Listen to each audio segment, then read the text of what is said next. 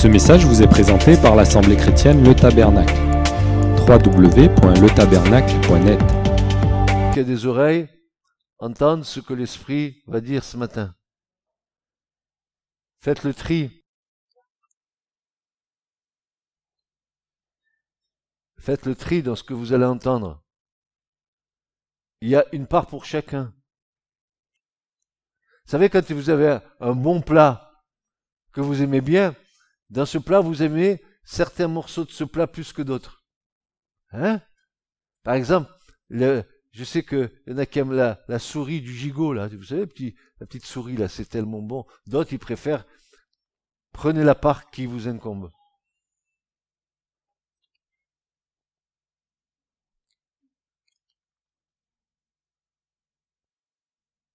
Alors, je m'engage dans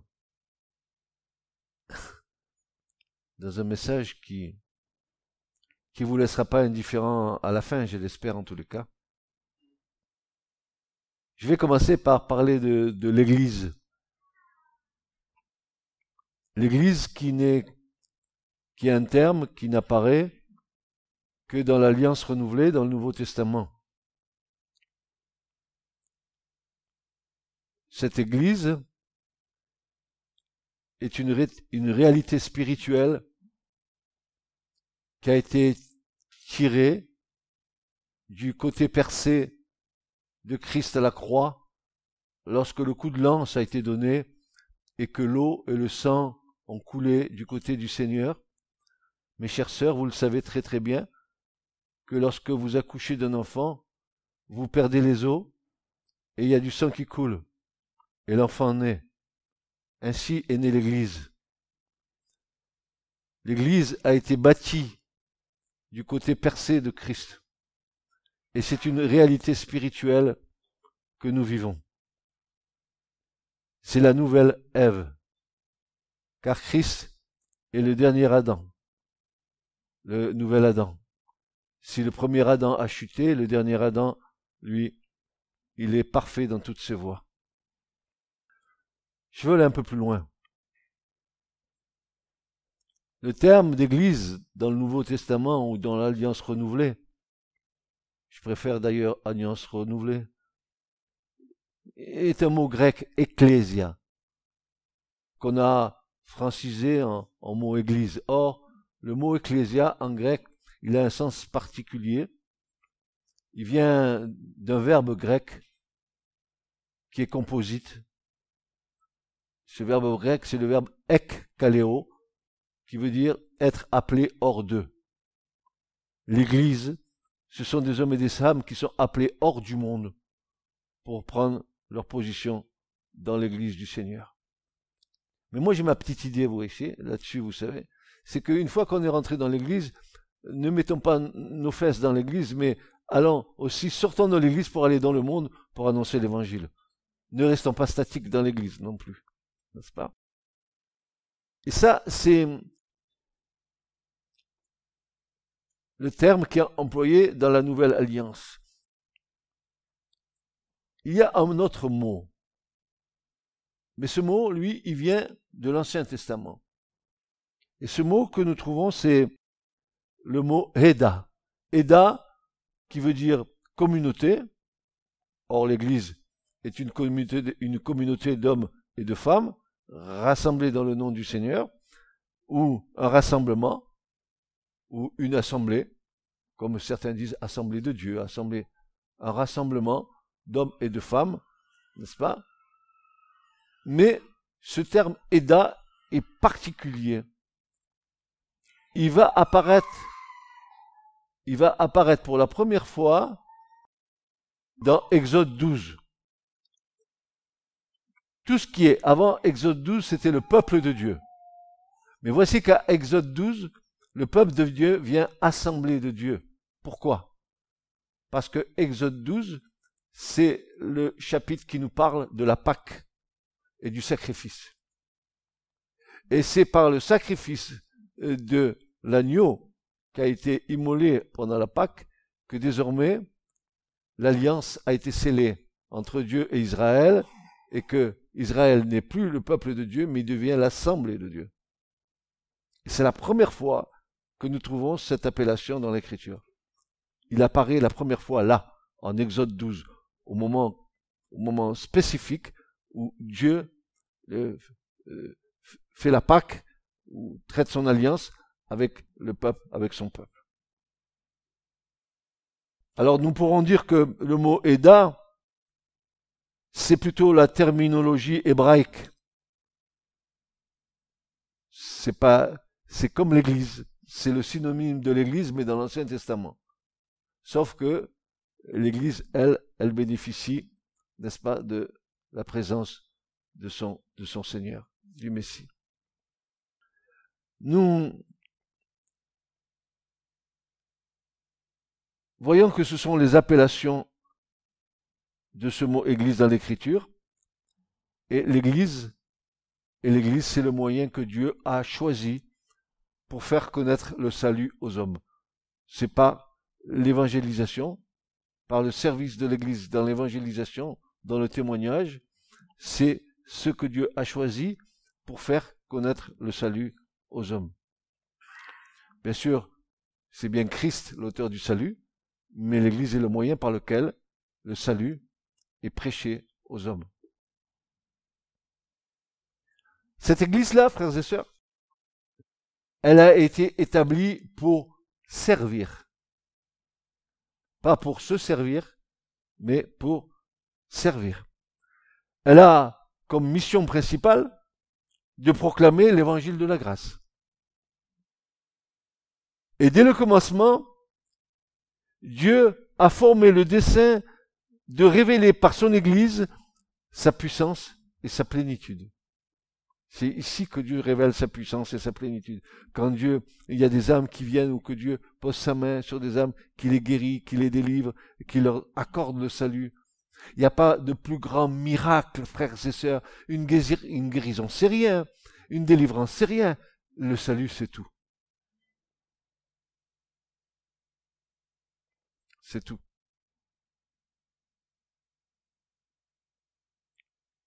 Les hommes qui la composent, les femmes qui la composent, celles et ceux qu'il a appelés des ténèbres à son admirable lumière, doivent tous refléter sa gloire.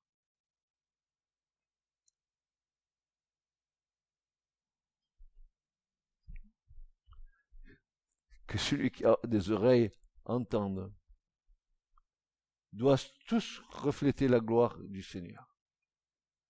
Je leur ai donné ma gloire, dira Jésus.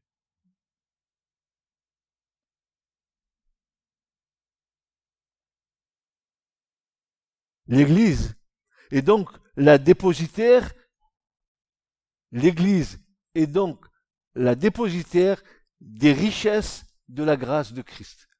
C'est elle qui est dépositaire de ces grâces-là. Ah, mes frères et sœurs, si nous pouvions sortir de la médiocrité de nos foi et oser la vraie foi. Elle est dépositaire des richesses de la grâce de Dieu. Tout est à vous et tout est à Christ.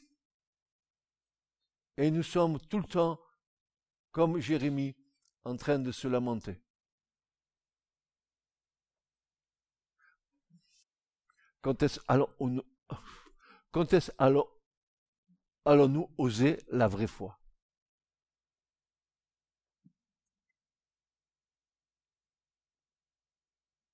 Elle est la dépositaire des richesses de la grâce du Christ, et c'est par l'Église que l'amour de Dieu se manifestera finalement de façon puissante et décisive face aux dominations et aux autorités dans les lieux célestes.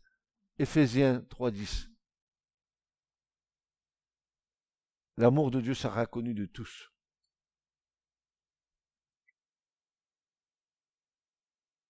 L'Église, notre Église, celle du Seigneur, celle que nous affectionnons, celle que nous aimons quand nous aimons réellement dans l'amour. Elle est la forteresse de Dieu sur la terre. Elle est sa cité refuge qu'il a placée dans un monde en pleine révolte. L'Église est comme un phare qui éclaire au milieu des ténèbres. Voyez-vous, il n'y a pas de lumière parce que dedans, il y a plein de ténèbres.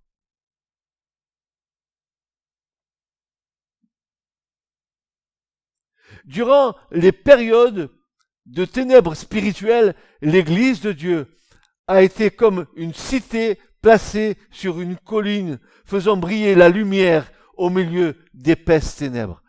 Toujours, il y a eu le témoignage de la lumière dans les périodes les plus obscures de l'histoire de l'humanité.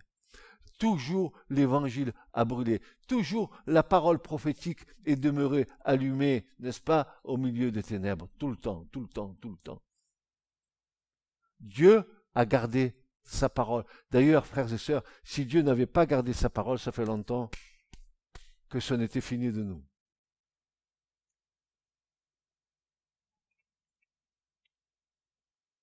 Au travers des siècles, de génération en génération, les pures doctrines d'en haut se sont développées sous l'impulsion admirable du Saint-Esprit en son sein. Quoique faible et imparfaite qu'elle puisse paraître, l'Église, elle est néanmoins l'unique objet sur lequel Dieu jette, d'une manière toute spéciale, un regard suprême pour elle. Dieu aime l'Église. Christ aime l'Église. Femmes, Marie, aimez vos femmes comme Christ a aimé l'Église. Dieu a un regard d'amour sur son Église. Quoi que nous soyons, Dieu nous aime.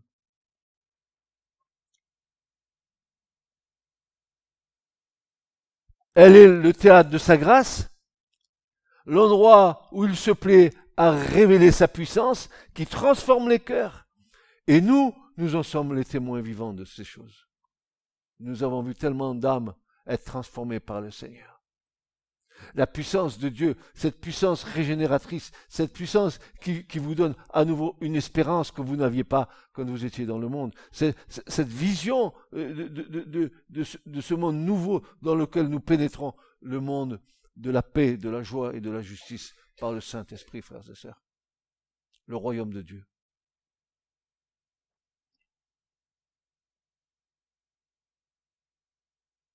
Alors nous, vous et moi, nous ensemble, qui arrivons à la fin des temps, et dans cette fin des temps, à la fin des jours, dans cette fin des temps, il y a la fin des jours. Ne confondez pas. C'est bien la partie de la fin des temps, mais dans cette fin des temps, il y a les ultimes jours que nous allons vivre. Dans cette fin des temps et dans cette fin des jours, car l'heure est proche, que nous dit le Saint-Esprit à nous qui vivons des temps très particuliers. Que dit le Saint-Esprit aujourd'hui? Frères et sœurs, le Saint-Esprit n'est pas un esprit passéiste, c'est pas l'esprit du passé, c'est aujourd'hui. Que dit l'Esprit Saint? Aujourd'hui, parce qu'il a dit hier, ce qu'il dit aujourd'hui, car la parole de Dieu était réactualisée chaque jour, à chaque moment, pour chaque génération.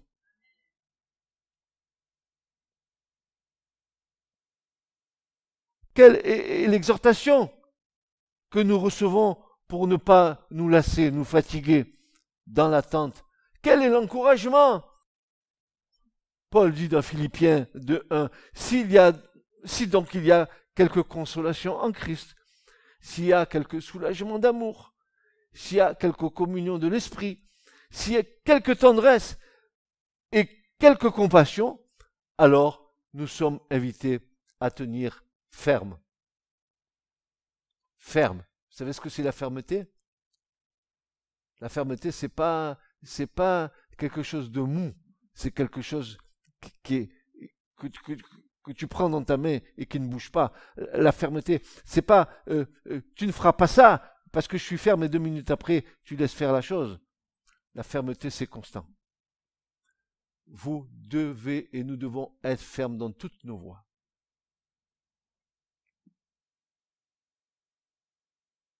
Alors voici pourquoi il y a un mot qui apparaît dans l'Écriture. Et ce mot qui apparaît dans l'Écriture, il apparaît plus de 120 fois. Frères et sœurs, fouillez les Écritures. Ne vous contentez pas d'écouter blablabla, écoutez, soyez des chercheurs, soyez des spéléologues de la parole, faites des carottages, allez profond, allez chercher la vie. Quand tu vas profond, tu vas trouver la source. Alors, ce verbe, n'est-ce pas, et qui apparaît plus de 120 fois dans les Écritures, c'est un verbe grec. C'est le verbe méno en grec. Je ne sais pas si ça vous dit quelque chose, mais moi je vais vous donner sa signification. Pour nous signifier que nous sommes invités à demeurer constamment dans l'amour et à persévérer. Voilà. Nous devons d'abord persévérer dans l'amour. C'est le premier critère sur lequel Dieu nous attend. Persévérons d'abord dans l'amour et tout nous sera donné par-dessus. Persévérons dans l'amour. Voici ce que dit l'Écriture. J'aime la parole de Dieu. Est-ce que vous l'aimez? Est-ce que vous en faites de cette parole vos délices? Est-ce que c'est comme un miel qui coule dans votre bouche et tout d'un coup ça vous fait mal à l'estomac parce que vous n'arrivez pas à la digérer, parce qu'elle est en train de toucher quelque chose que vous ne voulez pas qu'elle touche? Et que le miel il devient amer? Eh oui, c'est ça la parole de Dieu. Alors que dit cette parole? Hébreux 13, 11 nous dit: persévérez dans l'amour fraternel.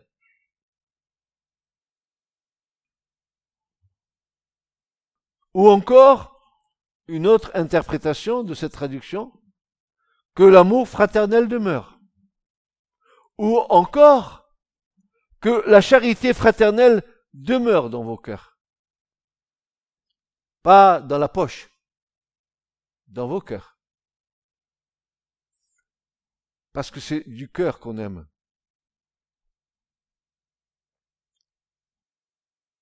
C'est pas en blabla, en parole, en acte. Tel est le sens de ce verbe dans l'Écriture qui nous invite à garder continuellement une attitude digne des enfants de Dieu. Un vrai enfant de Dieu, il est né dans l'amour et il demeure dans l'amour.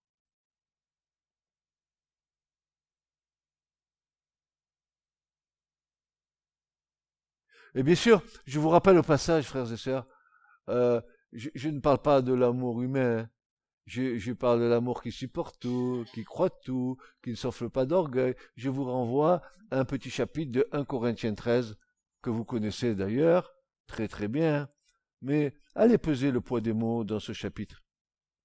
Peut-être que nos yeux s'ouvriront encore plus grands. Alors, après ce verbe nemo, voilà un autre qui apparaît. Un autre verbe qui apparaît dans les Écritures, que nous traduisons par persévérer, c'est le verbe grec proskartreo. Proskartreo. C'est peut-être difficile à prononcer en grec, mais sa signification en français est pas mal. Que signifie ce verbe? C'est être dévoué et constant à une cause. Donner un soin incessant à une chose. Par exemple, persévérer dans ma parole. Appliquez ces deux définitions, vous allez voir ce que ça va donner. Persévérer et ne pas faiblir. Rester ferme dans son engagement à être fidèle au commandement de Dieu en dépit des tentations, de l'opposition et de l'adversité. Tels sont les sens que nous trouvons dans quelques versets que nous allons citer maintenant. Romains 12, 12.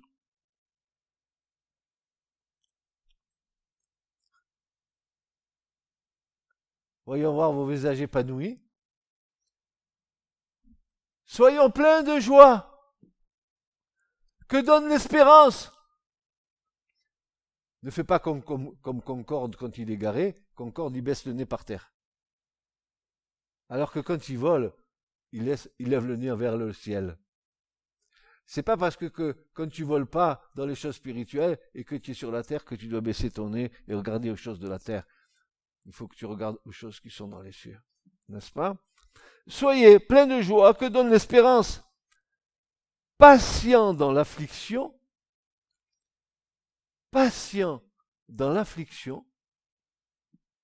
et non pas rebelle, assidu à la prière. Ils vont fort, hein, ces apôtres. Hein. Ils nous en demandent des choses. Hein. D'ailleurs, sois plein de joie, mon frère, ma sœur. Fais-moi le sourire banane. Franchement, quand tu viens, ne viens pas avec la tête comme ça, on dirait que on t'a mangé ton casse-croûte ou on t'a volé un chèque. Je sais pas ce qui se passe.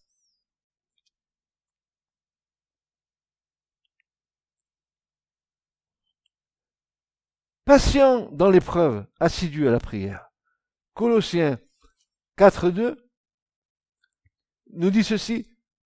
Persévérez dans la prière, apportez-y de la vigilance avec des actions de grâce. Pourquoi nous allons pas expérimenter ces belles choses?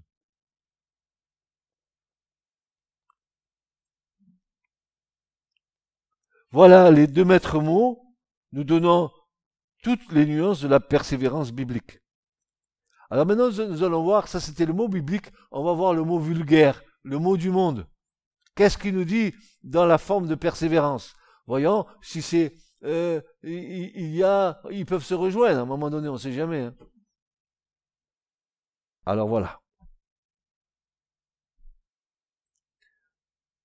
Le dictionnaire nous dit, concernant le mot persévérer, c'est mettre en œuvre sa volonté, user de patience pour poursuivre une action malgré les difficultés, pour rester ferme dans une résolution, une opinion, une attitude.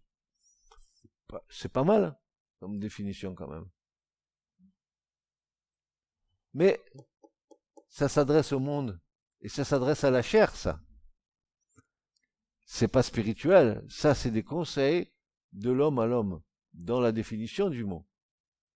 La parole de Dieu nous dit de persévérer, mais avec prière, avec action de grâce, avec reconnaissance, et nous donne le moyen de persévérer. Nous savons par expérience que nous manquions de persévérance lorsque nous étions dans le monde et dans les choses que nous désirions. Au bout d'un certain temps, nous abandonnons, car le résultat se fait attendre. Nous sommes pressés de jouir de nos propres désirs. Nous sommes tellement habitués à recevoir tout de suite. J'ouvre la bouche, ça tombe dans ma bouche. Je prends un McDo, il me donne le cheeseburger, tout cuit, tout préparé, j'ai plus qu'à mettre mes dents dedans. Aucun effort. Ah oui, je paye. Je paye, ça je paye. Je paye pour m'empoisonner avec ce que je suis en train de manger. C'est pas mal ça. Hein? La chair veut se repaître paisiblement sans avoir à combattre. Elle est la sangsue qui dit donne, donne, donne. Donnez, donnez, donnez, donnez. Donne, donne, donne.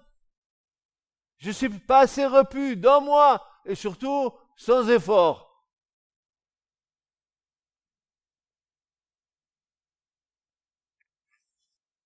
Notre tentation est toujours le découragement et l'indolence. Et ces choses se retrouvent sur le plan spirituel. Et si nous ne luttons pas pour vaincre le mal par le bien, alors nous tombons dans une espèce d'assoupissement qui nous fait baisser les armes.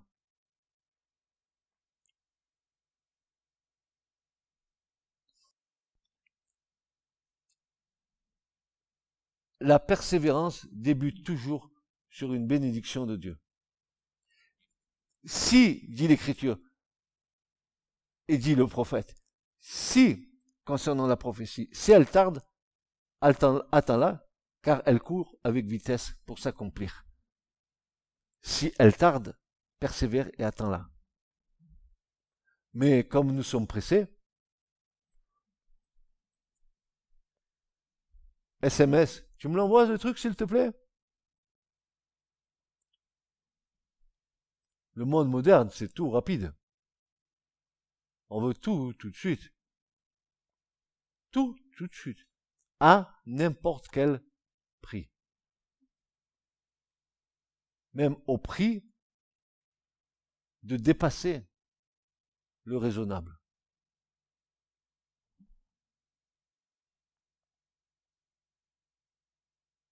Alors, nous pouvons nous poser cette question. Je pense qu'elle est à propos.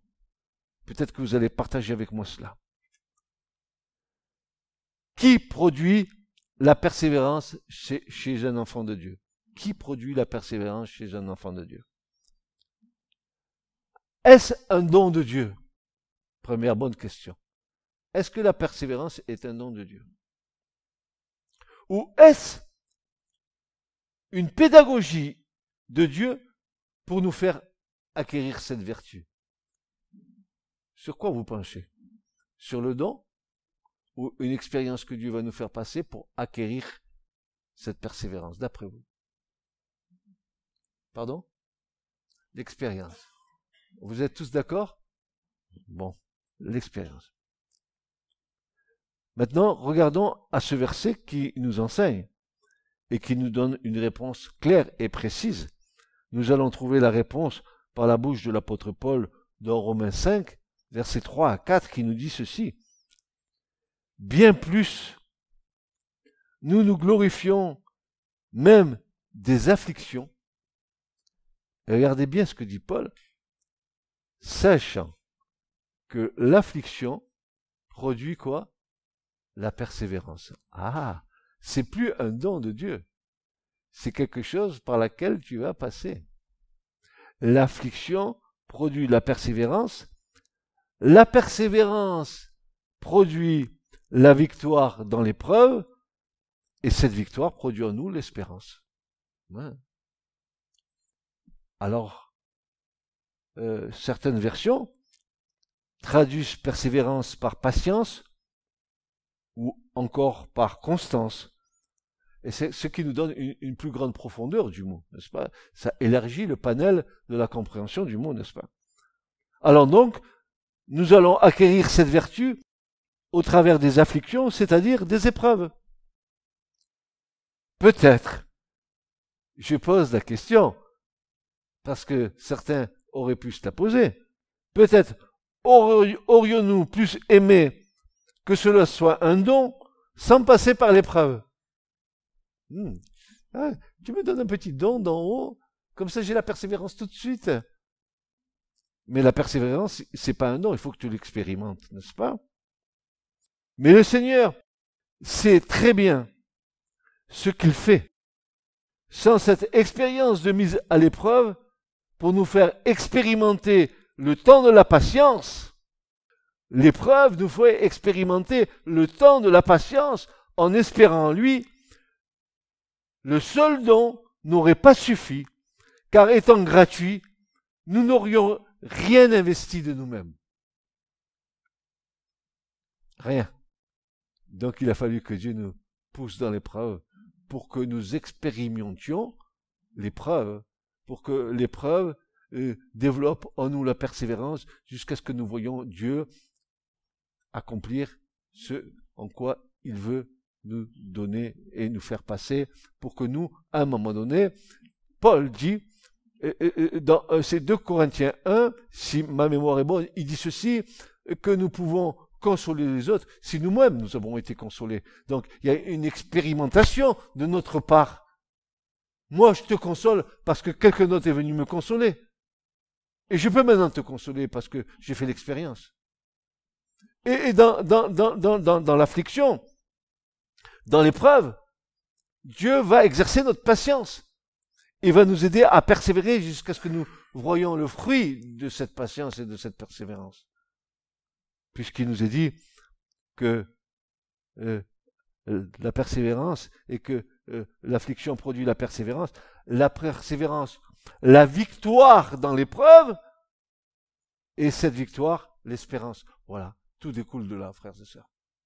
Donc c'est pas un don, c'est quelque chose par lequel nous passons pour que, au bout, il en sorte un fruit de paix et de justice, comme dit l'Écriture. Amen, dites amen avec moi. Amen, amen, amen, parce que c'est d'une évidence telle pour ceux qui passent dans les épreuves. Ainsi donc, nous allons acquérir cette vertu au travers des afflictions, c'est-à-dire des épreuves. Alors peut-être aurions-nous plus aimé que cela soit un don sans passer par l'épreuve, mais le Seigneur sait très bien ce qu'il fait. Sans cette expérience de mise à l'épreuve, pour nous faire expérimenter le temps de la patience, en espérant en lui, le seul don n'aurait pas suffi, car étant gratuit, nous n'aurions rien investi de nous-mêmes. Seule l'épreuve nous fait comprendre et expérimenter pour le temps présent et à venir ce temps béni de la patience. Quel chamboulement dans notre caractère! L'impatience, je veux tout de suite. Je veux que mon patron me double le salaire tout de suite. Je désire que tout de suite. Je veux que tout de suite. Continue à parler. Le Seigneur il bouge tes oreilles et toi tu parles, tu prêches dans le désert. Cette même notion de ce mot, de ce verbe grec nous est donnée par l'apôtre Pierre. Pierre aussi va nous le dire. 2 Pierre 1, versets 5 à 7. Il va nous dire ceci. 2 Pierre 1, versets 5 à 7. Pour cette même raison, faites tous vos efforts. Et un enfant de Dieu n'est pas fainéant. Il n'est pas paresseux. Il n'est pas indolent. Il ne se prélasse pas dans une douce espérance. Il travaille à son salut. Faites tous vos efforts pour ajouter à votre foi la force de caractère. À la force de caractère, la connaissance. À la connaissance, la maîtrise de soi. À la maîtrise de soi, l'endurance dans l'épreuve. L'endurance dans l'épreuve. L'attachement à Dieu. Et cet attachement, l'affection fraternelle. Et à l'affection fraternelle, l'amour. Et Pierre dira, et si ces choses abondent en vous, ça vous ne sera ni oisif, ni stérile. Cette persévérance a été expérimentée dans nos pères dans la foi, tels qu'Abraham, Isaac et Jacob, et bien d'autres dans les Écritures. Ils ont été patients quant aux promesses de Dieu malgré les épreuves qu'ils ont passées.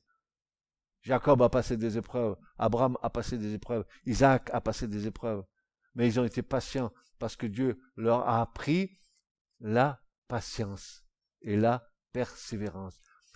La persévérance et la patience, frères et sœurs, c'est une école dans laquelle on apprend. Alors, ça te sert à rien, comme dit David dans un psaume, à être comme un mulet qui s'en va de tous les côtés, à qui on met ici un mort pour le guider. Arrête de piaffer de tous les côtés, de donner des coups de sabot de droite et de gauche.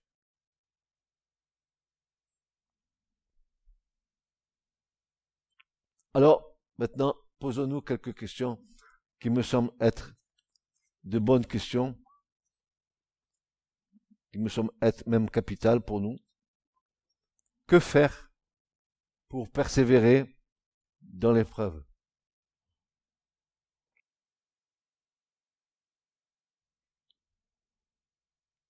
J'aimerais bien que vous écoutiez attentivement ce chapitre-là. Il y a de belles choses dedans, j'aimerais que vous en nourrissiez. J'aimerais que nous nous en nourrissions. Premièrement, être nourri dans la vie du Seigneur.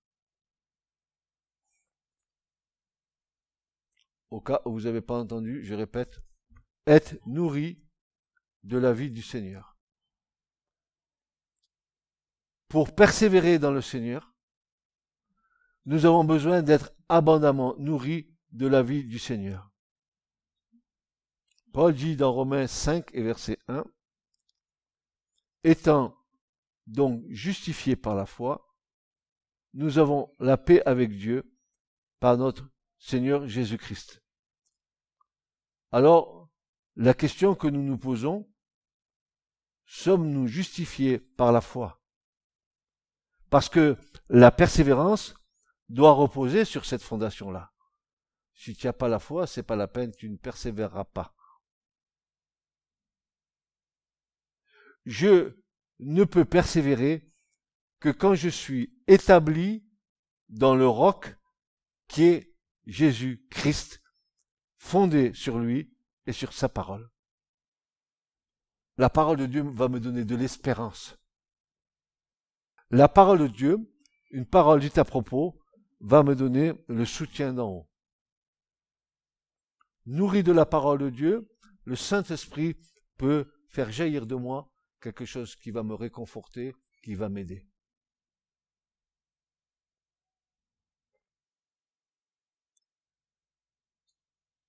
Je ne peux persévérer que quand je suis établi sur le roc qui est Jésus-Christ, fondé sur lui et sur sa parole. Il est la vérité. Sa parole est la vérité. Et si je persévère dans l'erreur, je ne vais pas arriver au but. Il faut que je persévère dans la vérité, c'est-à-dire en Christ et en sa parole. Il a tout prévu pour que je puisse persévérer jusqu'au bout. Il a prévu de me soutenir, il a prévu de me nourrir, il a prévu de se révéler à moi, il a prévu de m'accompagner. Je suis avec vous tous les jours jusqu'à la fin du monde. Matthieu 28, 20. Tu peux compter sur le soutien indicible du Seigneur. Je suis avec vous tous les jours jusqu'à la fin du monde. Tu comprends ça, Église? Et maintenant, écoutez bien ce qui va se dire là. Vous avez peut-être jamais entendu ça dans votre foi. C'est précieux. Ainsi, ce que va accomplir Jésus le Christ lors du sermon sur la montagne, ou plus exactement, lors du sermon qu'il prononça à la montagne des bénédictions et des malédictions, c'est comme une future maman en travail. Christ est en travail. Il va accoucher de la Torah, afin que toute la foule la reçoive comme un fils premier-né qui donne la vie. Amen, amen, amen, amen, amen. Écoutez bien.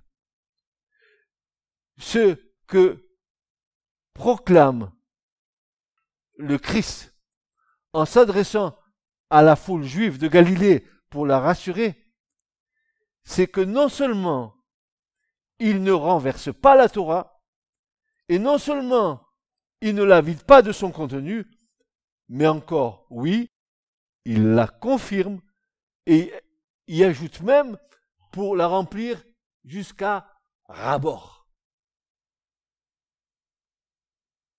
Je ne suis pas venu pour abolir, mais je suis venu pour accomplir, je suis venu pour remplir à ras-bord la Torah.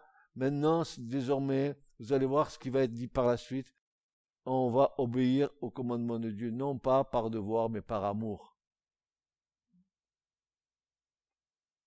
Pour parler dans un langage vraiment imagé, que nous allons comprendre, c'est le langage de notre civilisation, de notre génération.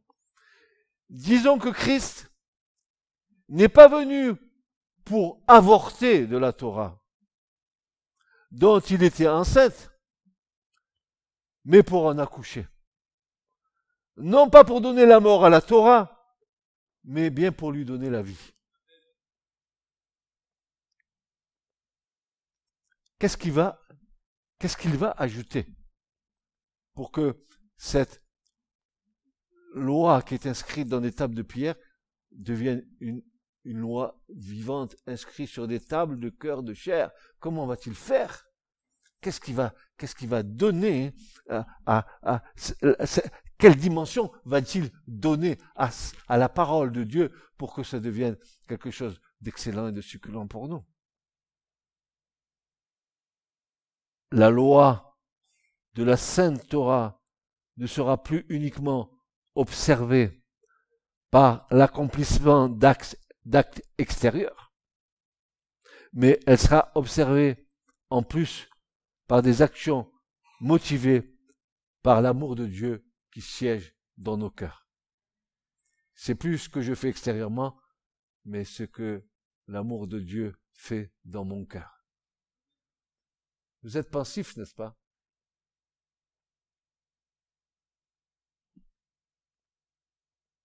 Alors écoutez, désormais, la Torah, écoutez bien jusqu'au bout, parce que vous pourrez peut-être sursauter. Désormais, la Torah n'est plus la loi, mais elle devient la loi du cœur. La loi d'amour. La loi de vie. Qui fait que cette loi d'amour, exprimée ainsi, révèle pour chaque croyant l'amour de la loi.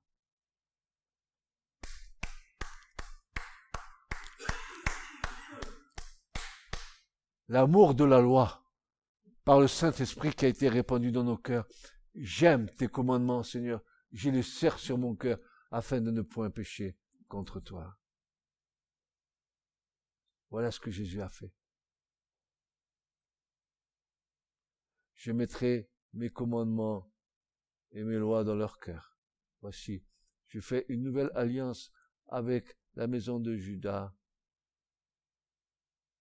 Ézéchiel, et la maison d'Israël. J'écrirai mes lois dans leur cœur, et je mettrai en eux un esprit nouveau. Ne l'a-t-il pas fait?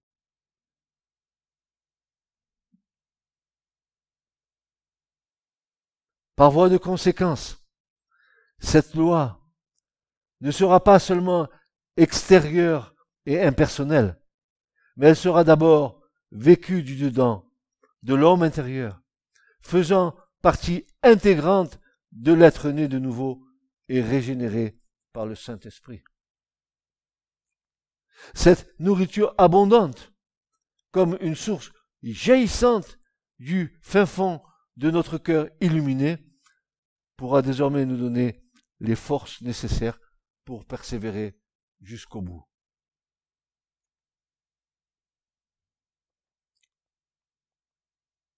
Deuxièmement, persévérer dans l'épreuve. Il faut avoir dans son cœur un amour ardent pour le Seigneur.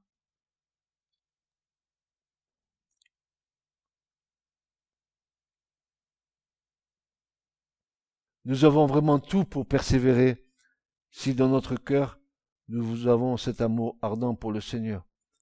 Persévérer pour arriver jusqu'au but.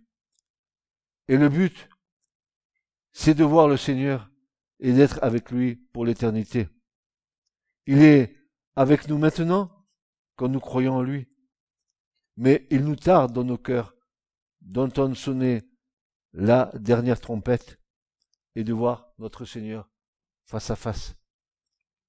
Je ne vous dis pas que je souhaite mourir maintenant, mais voir mon Seigneur, être avec lui, lui parler les yeux dans les yeux, lui dire ce que j'ai sur le cœur et entendre directement ce qu'il a à me dire, alors que maintenant, nous devons le faire par la foi.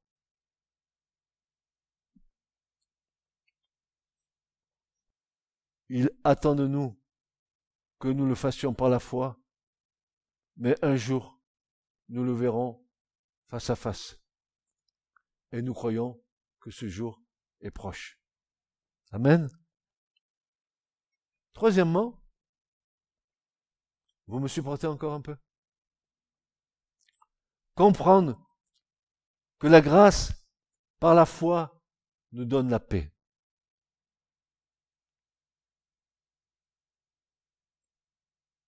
Romains 5.1, nous l'avons dit tout à l'heure, nous dit ceci: étant justifiés par la foi, nous avons la paix avec Dieu par notre Seigneur Jésus-Christ, à qui nous devons d'avoir eu, par la foi, accès à cette grâce. Nous avons accès à ce cadeau gratuit du salut par la grâce. le pardon de nos péchés à la croix, l'assurance d'un plein salut, parce qu'il est écrit, celui qui croit au Fils, il a la vie éternelle. Jean 3, 36.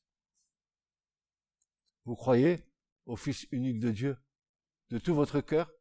Vous le croyez? Vous le vivez? Alors vous avez la vie éternelle. Ça ne vous sera pas ôté. Alléluia. Et si nous croyons, nous possédons maintenant la vie éternelle. Ainsi, par la foi, et par le moyen de la foi, vous et moi, nous pouvons voir Jésus, notre médiateur, debout à la droite de Dieu. Par la foi, nous pouvons contempler les demeures qu'il a préparées pour nous, pour tous ceux et celles qu'il aime. Par la foi, nous pouvons distinguer les robes et les couronnes préparées pour le vainqueur, entendre les chants des rachetés et concevoir la gloire éternelle. Je ne dis pas que nous sommes déjà des saints manifestés dans sa perfection, mais nous possédons la vie éternelle et nous avons en nous celui qui est la vie éternelle, qui est capable de nous porter jusqu'au bout, jusqu'à une pleine entrée dans son royaume nous soit assurée, frères et sœurs.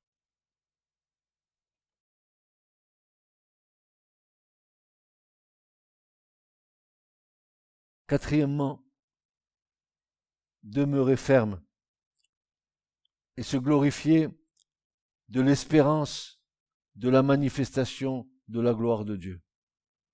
Romains 5.2 nous enseigne à qui nous devons d'avoir eu par la foi accès à cette grâce, car le cadeau est gratuit, mais on ne peut l'avoir que par la foi, dans laquelle nous demeurons fermes et nous nous glorifions dans l'espérance de la gloire de Dieu.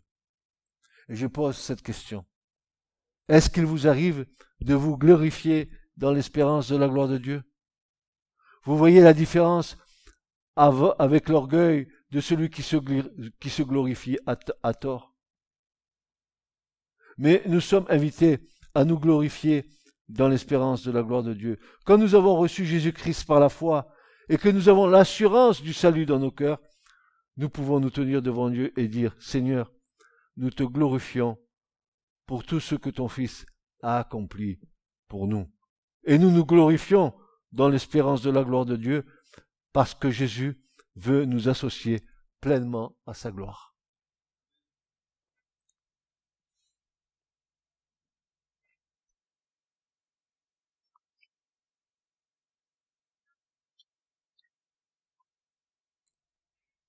Le cinquièmement, par lequel je vais terminer, c'est un des 5 points qui nous interpelle, puisque ce 5e point, c'est se glorifier des afflictions pour avoir la force de persévérer. Se glorifier des afflictions pour avoir la force de persévérer. Bien plus, dit Paul, nous nous glorifions même des afflictions. Et là, ça devient un peu dur, de se glorifier des afflictions. Ça devient dur, n'est-ce pas? Sur cette terre, nous avons notre lot d'afflictions. Parce que le Seigneur va dire, c'est par beaucoup de tribulations que nous devons entrer dans le royaume de Dieu. Actes des Apôtres 14, 22.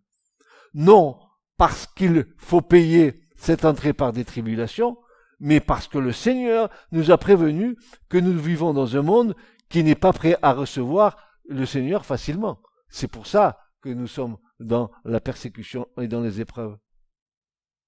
Vous avez vu, bon, on va y venir, vous avez vu quand vous annoncez le Christ, soit on vous rit au nez, on vous traite d'imbécile ou de grosses bébêtes curieuses, et ça, ce sont des afflictions. Ça laisse des traces dans nos cœurs. Le Seigneur a su faire lui-même de l'opposition, du rejet. Lui-même, il a souffert. Il a dit à ses disciples, le disciple n'est pas plus que le maître. Luc 6, 40. Donc, si lui, il a été affligé, écoute, Si tu passes pas par l'affliction, c'est que tu es déjà hors de combat, que tu n'es pas dans le coup. Tu n'es plus dans le coup. Tu n'es plus dans le coup. Vous ne serez pas mieux traité que Jésus. Le disciple ne peut pas être traité mieux que le maître. Écoutez, écoutez bien. Et plus nous nous approchons de Jésus-Christ, et plus sa vie grandit en nous, et plus l'opposition grandit aussi. Ah, eh oui. Eh oui. Les ténèbres ne supportent pas la lumière.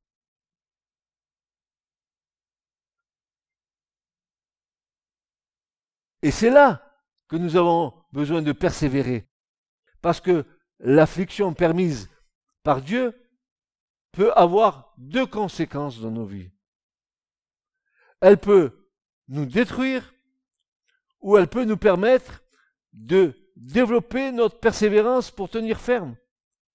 Une affliction qui détruit est une affliction reçue alors que nous n'avons pas le secours du Seigneur ou que nous ne le connaissons pas et que nous n'avons pas le moyen de nous appuyer sur lui pour traverser cette affliction dans la foi.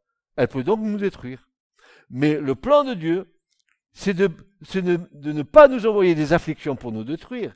Le plan de Dieu, c'est de nous fortifier, de donner le moyen de traverser l'affliction dans la foi, et c'est là que nous pouvons glorifier le Seigneur.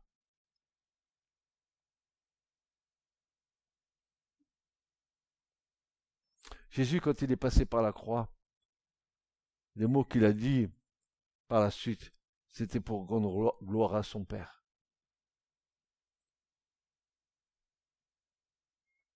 Paul l'a bien compris.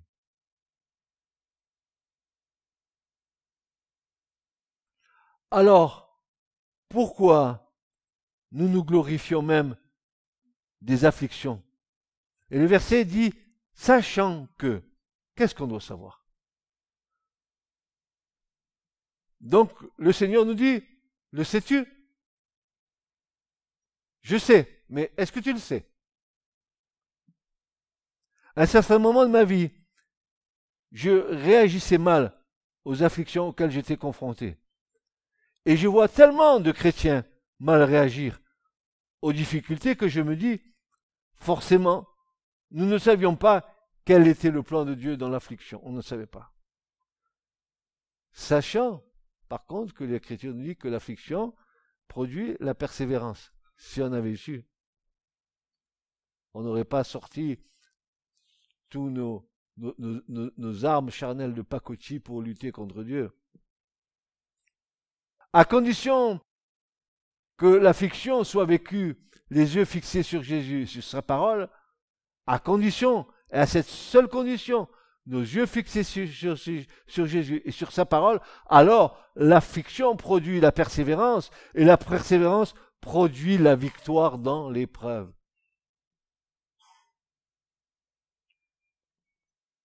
Maintenant, il y a deux versets qui me posent problème.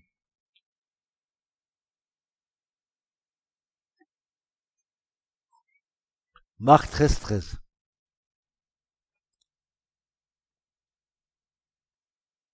Qui dit, celui qui persévérera jusqu'au bout sera sauvé. Est-ce que je suis sauvé ou pas sauvé?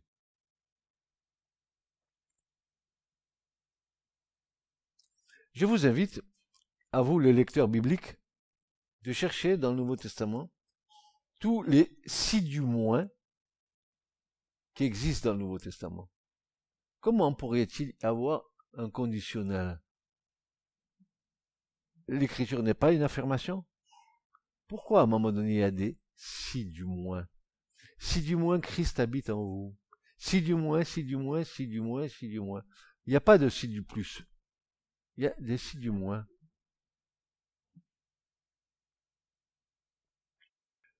Nous devons mettre absolument ce verset en parallèle avec un autre verset qui va compléter notre compréhension.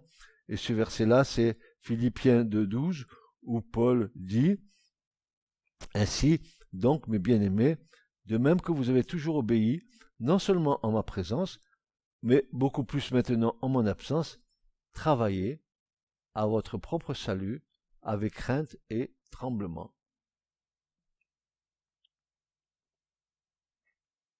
Alors, dans la citation de Marc 13, voilà qu'apparaît un sens différent du mot persévérer, que nous devons considérer attentivement.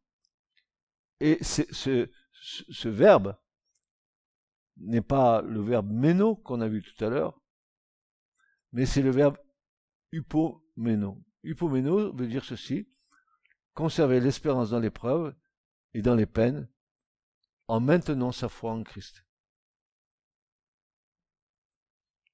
Conserver quoi? Conserver quoi?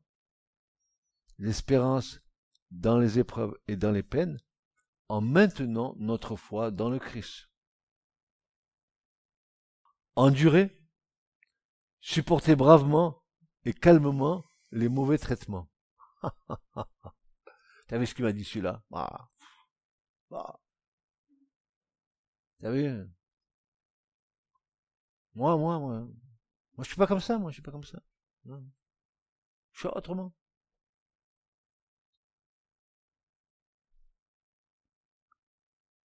Le Seigneur a souffert lui-même de l'opposition, du rejet. Il a dit à ses disciples, le disciple n'est pas plus que le maître, Luc 6,40. Vous ne serez pas mieux traité que Jésus. Le disciple ne peut pas être traité mieux que le maître. Et plus nous nous approchons de Jésus-Christ, et plus sa vie grandit en nous, et plus, je répète, l'opposition grandit aussi. Et c'est là que nous avons besoin de persévérer. Je termine. Conclusion. Alors, dans la théologie, on va vous dire l'anamnèse, l'épilogue, tout ce que tu voudras, on va te disséquer ça avec des mots pompeux qui ont un sens. Dans la théologie. Mais qu'est-ce que nous allons dire en finalité? Voilà ce que je veux vous dire, frères et sœurs. La fin des temps sera très certainement le temps du tri.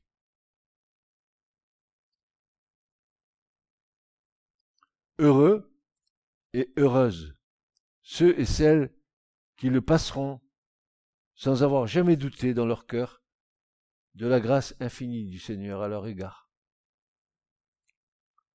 Vous serez comparés, et nous serons comparés, à des vierges sages, ayant leurs lampes remplies d'huile, veillant et priant, afin de ne pas tomber en tentation. Elles peuvent, ces vierges sages, s'assoupir comme les vierges folles. Mais la différence, pour les sages, c'est que leur cœur veille. Elles sont tendues, et elles sont tendues, et elles sont tendues, et à l'écoute du cri dans la nuit qui annonce « Voici l'époux ». Auras-tu persévéré jusqu'au bout pour être en état d'entendre le son de cette trompette? Bienheureux et bienheureuses ceux et celles qui gardent cette espérance jusqu'au bout de leur vie, sans avoir jamais désespéré. Celui qui nous garde est appelé fidèle, et il a le pouvoir de nous affermir. Amen. Maranatha, viens, Seigneur Jésus. Amen. Que le Dieu de paix vous bénisse. Ce message vous a été présenté par l'Assemblée chrétienne Le Tabernacle. www.letabernacle.net